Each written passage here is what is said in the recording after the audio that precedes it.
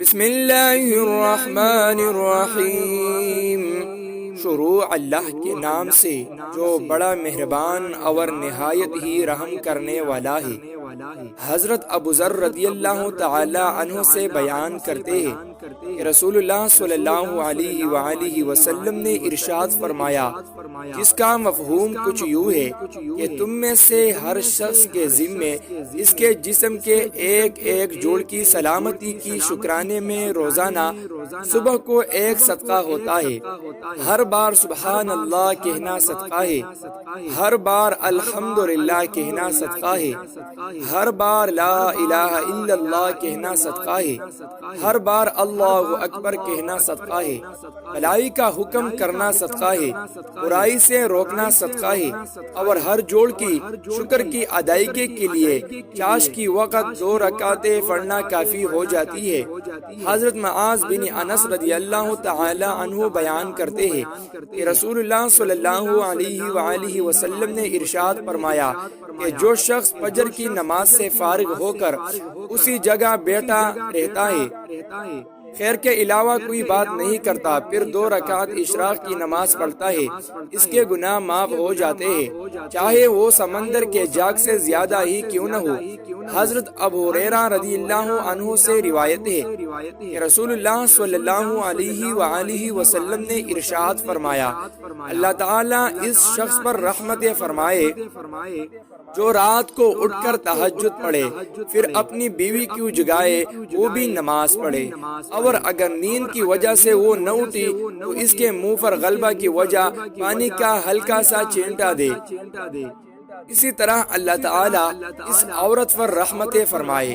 جو رات کو اٹھ کر تہجد پڑھے، پھر اپنی شوہر کو جگائے اور وہ بھی نماز پڑھے، اور اگر وہ نہ پڑھ سکے تو اس کے منہ پر ہلکا سا چینکا دے کر جگا دے۔ اس حدیث کا تعلق ان میاں بیوی سے ہے جو تہجد کا شوق رکھتے ہو،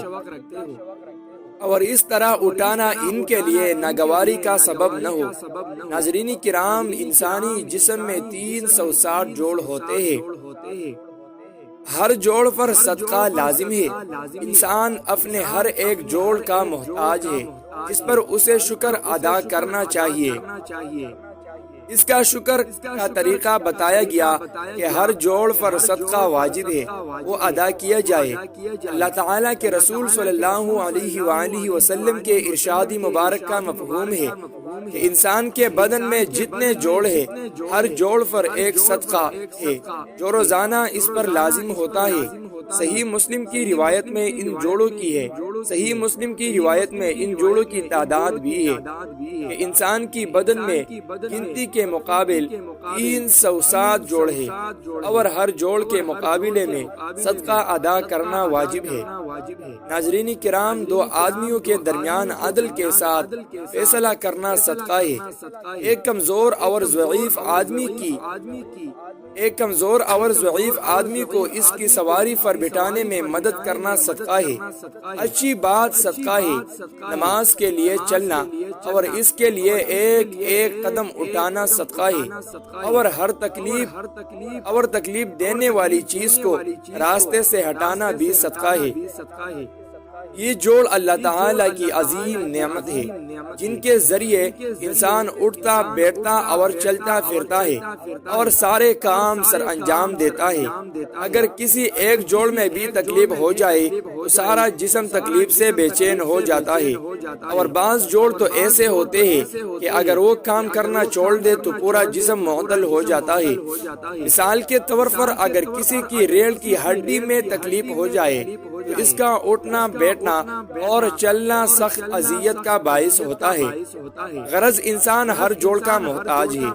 جس پر اسے اللہ تعالیٰ و تبارک کا شکر ادا کرنا چاہیے۔ اگر دیکھا جائے تو ہر انسان پر روزانہ 360 صدقے کرنا ضروری ہے، جو ایک غریب آدمی کے لیے بہت مشکل ہے، لیکن اصل بات تو یہ ہے کہ جو نعمتیں اللہ تعالیٰ نے ہمیں دے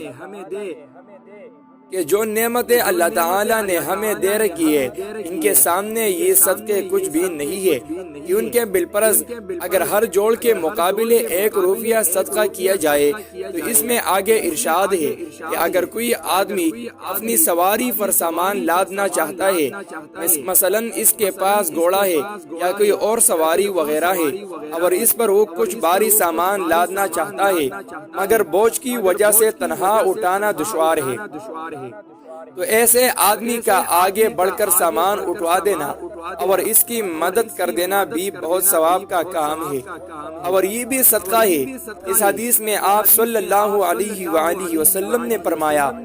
کوئی اچھا جملہ بول دینا یا کوئی اچھا کلمہ کہہ دینا بھی صدقہ ہے۔ دیکھا جائے تو اس میں زبان کے سارے نیک اعمال داخل ہے، مثلا اللہ تعالیٰ کا ذکر چاہیے وہ سبحان اللہ کہہ رہا ہے یا الحمدللہ، چاہے وہ تلاوت قرآنی ہو، یاد رہو یا درود شریف ہو، اسی طرح کوئی ایسا جملہ یا ایسا کلمہ زبان سے کہہ دینا جس سے دوسروں کو فائدہ، خوشی یا تسلی ہو جائے،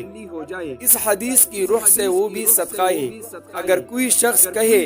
جانا چاہتا ہے لیکن اپنی منزل کا صحیح راستہ نہیں جانتا،